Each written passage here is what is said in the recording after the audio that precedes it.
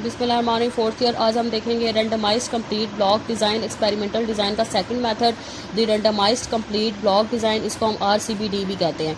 अब ये जो आपका RCBD है ये same two way ANOVA without restriction वाला मेथड है। ठीक है, जो आपका ये RCBD है ये same two way ANOVA without interaction वाला मेथड है। विदाउट इंटरेक्शन जो आपने two way ANOVA without interaction से देखा था ये सेम उसी तरीके से है RCBD। ठीक है, तो अगर आपने अगर two way ANOVA without interaction से अगर आपने समझा हुआ है तो आपको RCBD ईजीली से समझ आएगा। तो RCBD में जो आपके एक्सपेरिमेंटल डिज़ाइन होते हैं, एक्सपेरिमेंटल मटेरियल होता है, उसमें रोज़ भी होते हैं और कॉलम्स भी होते हैं। तो रोज़ को हम ब्लॉक्स कहते हैं और कॉलम्स को हम ट्रीटमेंट कहते हैं। जब आपने CRD पढ़ा था तो CRD में जस्ट क्या थी, ट्रीटमेंट्स थी, लेकिन RCBD में आपकी ट्रीटमेंट्स भी होती हैं और आपकी ब्लॉक्स भी होते हैं। तो ब्लॉक्स को हम रोज़ कहते हैं और ट्रीटमेंट को हम कॉलम्स कहते हैं। और इसमें जो आपकी रेप्लिकेशन मतलब जो रिपीटिशन आपके ट्रीटमेंट रिपीट होते हैं, लेकिन आपके ब्लॉक्स जो हैं वो रिपीट नहीं हो सकते। मतलब जो रैंडमाइजेशन और रेप्लिकेशन है वो ब्लॉक्स में उसमें रिस्ट्रिक्शन होती है।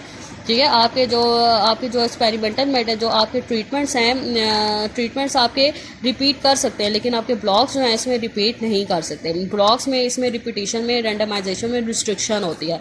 तो अब आप इसका ये लेआउट देख लें। अगर आपके पास 6 ट्रीटमेंट एंड 3 ब्लॉक्स हैं तो अब आप इसका अगर लेआउट देख लें तो जिस तरह आपका ये बी है, बी ठीक है, ये बी ठीक है, ये अब आपका इसमें कॉल ट्रीटमेंट वाइज ये आपके ट्रीटमेंट्स है ना, ट्रीटमेंट वाइज आपकी इसमें रिपीटिशन हो सकती है, लेकिन ब्लॉक वाइज इसमें कोई रिपीटिशन नहीं है। जिस तरह ब्लॉक में इसमें देख लें कोई रिपीटिशन नहीं है ब्लॉक वाइज अगर आप देख लें। ठीक है, तो ब्लॉक में क्या होते हैं, एक सीक्वेंस के साथ आपके ट्रीटमेंट आते हैं ABCDEF। ठीक है, RCBD में इस तरह आप लेआउट बनाते हैं। फिर सेकंड ब्लॉक में ABCDEF, फिर ABCDEF। आपने इस तरीके से लेआउट बनाना है कि आपके ब्लॉक वाइज वैल्यू कोई रिपीट नहीं होने चाहिए, बेशक आपके ट्रीटमेंट वाइज रिपीट हो जाएं। जिस तरह अगर आप देखें इसमें C ये ट्रीटमेंट वाइज रिपीट हो रहा है, B ये ट्रीटमेंट वाइज रिपीट हो रहा है। ठीक है, लेकिन इसमें ब्लॉक वाइज कोई वैल्यू रिपीट नहीं होनी चाहिए। मतलब इसमें आपका ठीक है, इसमें ब्लॉक वाइज वैल्यूज रिपीट नहीं होनी चाहिए। तो अब हम आगे देख लेते हैं स्टैटिस्टिकल मॉडल। तो इसका जो है ये स्टैटिस्टिकल मॉडल है। इसमें आप इसका ये स्टैटिस्टिकल आप मॉडल इसमें आप ब्लॉक को भी इंट्रोड्यूस करवाएंगे। YIJ is equal to mu plus BI plus TJ plus EIJ। Mu आपका मीन इफेक्ट है, B आपका ब्लॉक इफेक्ट है और T आपका ट्रीटमेंट इफेक्ट है और E आपका क्या है, रैंडम एरर है। ठीक है क्लास, तो अब हम इसका देख लेते हैं स्टैटिस्टिकल एनालिसिस। तो स्टैटिस्टिकल एनालिसिस में आप इसमें सेम 2 हाइपोथेसिस बनाएंगे और 2 अल्टरनेटिव हाइपोथेसिस बनाएंगे। H0 वो होगा जितने आपके ट्रीटमेंट होंगे उतने आपके मीन बनेंगे, और H0 प्राइम जितने आपके ब्लॉक्स होंगे उतने आपके मीन बनेंगे, और H1 में जितने मतलब आप नॉट इक्वल के साइन लगाएंगे। सेकंड में आप अल्फा बनाएंगे। थर्ड स्टेप सेकंड आपका अल्फा होगा। थर्ड स्टेप आपका टेस्ट स्टैटिस्टिक्स, आपके इसमें 2 F की वैल्यूज़ होंगी, F रेशो की वैल्यूज़ होंगी। F1 होगा MST divided by MSC, M मतलब mean square treatment divided by mean square error, और F2 होगा mean square block divided by mean square error. V1 होगा आपका T-1, V2 होगा आपका B-1 और V3 है T-1 B-1 degree of freedom. ठीक है, इसमें 3 डिग्री ऑफ फ्रीडम है। फोर्थ स्टेप आपकी कैलकुलेशन होगी। ये CF का फार्मूला है T square divided by RC। Total SS होगा summation IJ YJ square minus CF। Treatment SS होगा summation J square divided by R minus CF। और block SS होगा summation IBI square divided by C minus CF। और error SS होगा total SS minus treatment SS minus block SS. फिर आप ANOVA table बनाएंगे। Source of variation में आपने लिखना है treatment block error total. Degree of freedom, treatment का डिग्री ऑफ फ्रीडम होगा T-1, ब्लॉक का डिग्री ऑफ फ्रीडम होगा B-1, एरर का डिग्री ऑफ फ्रीडम होगा T-1 मल्टीप्लाई बाय B-1 और टोटल होगा BT-1। और अब आपने SST के जो जितने भी SS में जो फार्मूले बनाए वो इधर लिख दें। और मीन्स MST होगा SST divided by T-1, MSB होगा SSB डिवाइडेड बाय B-1 और MSE होगा SSE divided by T-1 multiply B-1। ठीक है, और F1 होगा MST डिवाइडेड बाय MSC और F2 होगा MSB डिवाइडेड बाय MSC। 2 आपकी F वैल्यूज आ गई। इसी तरह आपकी 2 आपकी टेबुलेटेड वैल्यूज भी आएंगी। F अल्फा पहले आप V1 को V3 में देखेंगे, फिर आप V2 को V3 से देखेंगे। F1 को इसके साथ आपने कंपेयर करना है और F2 को आप इसके साथ कंपेयर करेंगे। और 6 स्टेप में आपने कंक्लूजन लेना है कि आपके ट्रीटमेंट इफेक्ट सेम है या नहीं है, और इसी तरह आपके ब्लॉक इफेक्ट सेम है या नहीं है। आपने 2 इसमें रिजल्ट्स बताने हैं, आपने रिजल्ट्स को एक्सप्लेन करना है।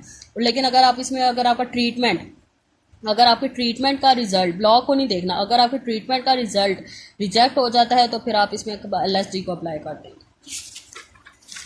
अब हम इसका देख लेते हैं लॉन्ग क्वेश्चन नंबर 23.8। तो क्वेश्चन नंबर 23.8 में आपको ये नोवा इनकम्प्लीट एनोवा टेबल दिया हुआ है।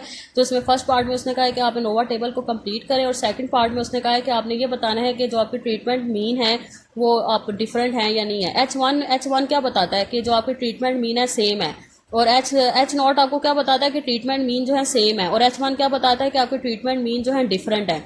तो इसमें वो सेकंड पार्ट में यही पूछ रहा है कि आपके ट्रीटमेंट मीन डिफरेंट है या नहीं है, ये आपने इसका रिजल्ट बताना है। और अल्फा आपका 0.01 है। थर्ड स्टेप में वो कह रहा है अगर आपका वाई ए बार 9.7 है, वाई बी बार 12.1 है, तो आपका 90% कॉन्फिडेंस इंटरवल क्या होगा। ठीक है, अब ये इसमें ये थोड़ा सा डिफरेंट है। अब आप ये देखेंगे कि अनोवा से आप कॉन्फिडेंस इंटरवल कैसे निकाल सकते हैं। तो फर्स्ट स्टेप में सबसे पहले आप अनोवा टेबल को कंप्लीट कर ले। सिंपल आपका एरर जो है किस तरह निकल सकता है, ट्रीटमेंट और ब्लॉक को मल्टीप्लाई करते हैं तो एरर का डिग्री ऑफ फ्रीडम आ जाता है 3 × 5 = 15। ठीक है, और मीन स्क्वायर ट्रीटमेंट आप 28.2 को 3 पे डिवाइड करें तो 9.4 मीन स्क्वायर ट्रीटमेंट आ जाएगा।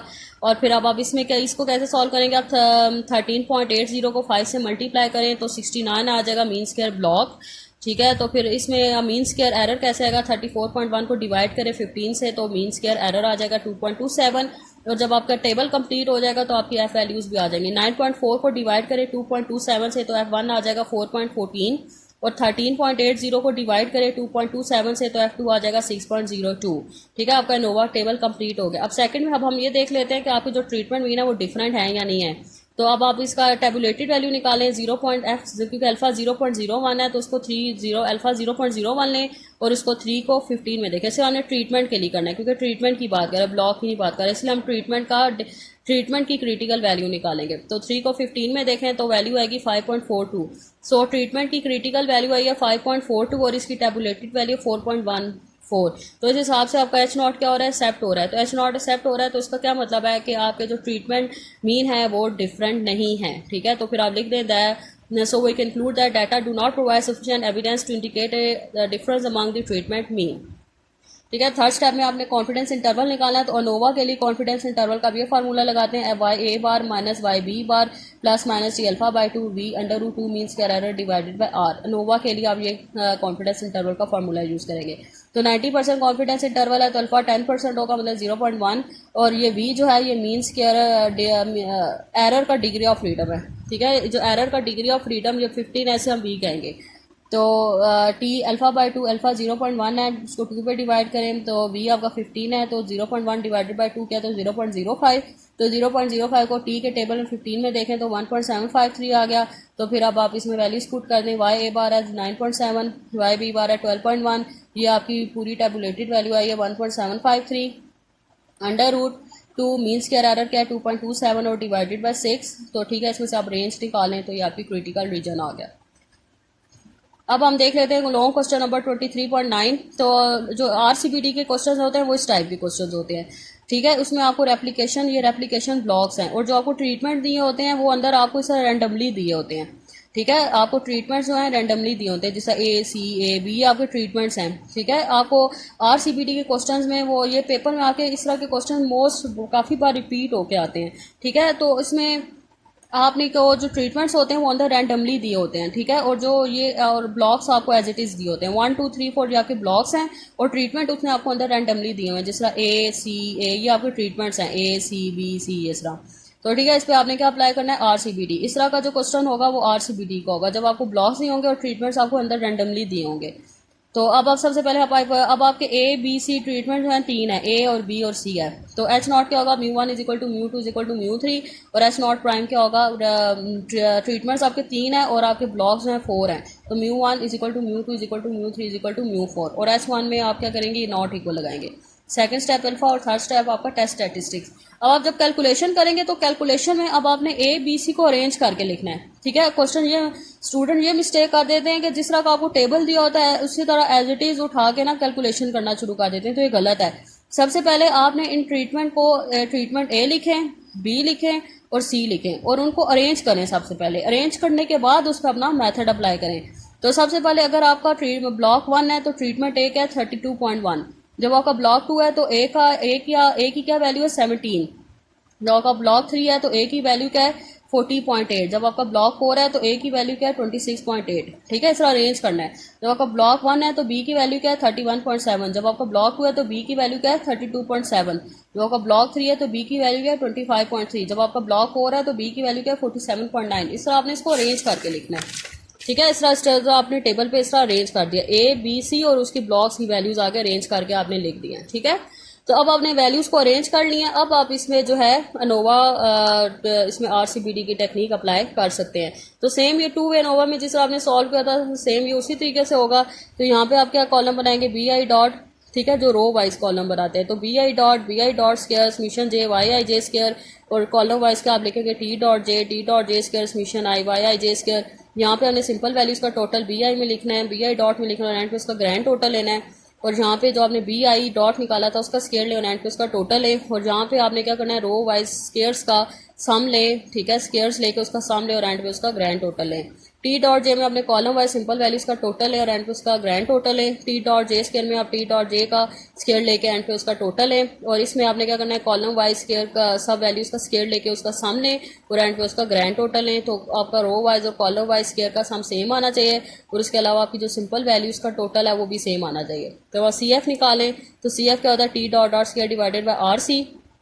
तो T डॉट क्या 427 उसका होल स्क्वायर और RC क्या होगा 12, क्योंकि रोज आपकी 4 है और कॉलम्स 3 हैं, दूसरी 4 जा 12। तो CF आ जाएगा। फिर आप टोटल एसेस निकालें, फिर आप ट्रीटमेंट एसेस निकालें। तो T डॉट J स्क्वायर आपका क्या है, ये T डॉट J स्क्वायर का सम है। ठीक है, उसको रो पे डिवाइड करें, CF से माइनस करें। फिर आप ब्लॉक एसेस निकालें, summation I BI dot square आपका क्या है, ये आपका summation I BI dot square है, उसको C से डिवाइड करें और CF से माइनस करें तो आपका ब्लॉक एसेस आ जाएगा। फिर आप एरर एसेस निकालें, total SS minus treatment SS minus block SS, तो आपका एरर एसेस आ जाएगा। ठीक है क्लास, फिर आप नोवा टेबल बना लें। तो सोर्स ऑफ वेरिएशन में आप ट्रीटमेंट ब्लॉक एरर टोटल लिखेंगे। तब आपके ट्रीटमेंट 3 थे तो 3 - 1 2, ब्लॉक आपके 4 थे तो 4 - 1 3, इन दोनों को मल्टीप्लाई करें, 2 × 3 = 6 और इन सब को टोटल करें तो 11। ये आपका V1 है, ये आपका V2 है, ये आपका V3 है। जो सम ऑफ स्क्वायर्स निकालें वो इधर पुट कर दें।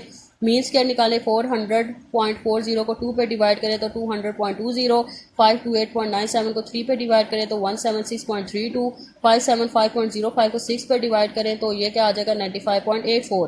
फिर अब F1 निकालें, 200.20 डिवाइडेड बाय 95.84 = 2.09 और F2 = 176.32 डिवाइडेड बाय 95.84 = 1.87। ये आपकी F1 और F2 आ गई।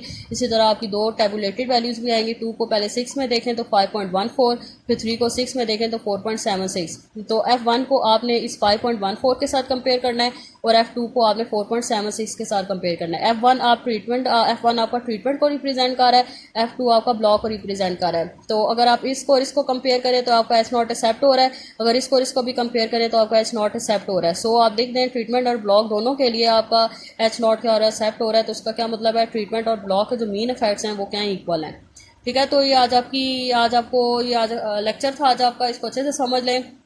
अब इसके लॉन्ग क्वेश्चंस भी आपने करने हैं 23.8 to 23.13 तक करें, ट्राई करें। अगर कोई चीज़ समझ नहीं आती तो मुझसे पूछ लें। और 23.13 का जो बी पार्ट है ये आपने नहीं करना। ठीक है, तो 23.13 तक इसको ट्राई करें और करने की कोशिश करें। अगर कुछ समझ नहीं आती तो मुझसे पूछ लें। अल्लाह हाफिज़।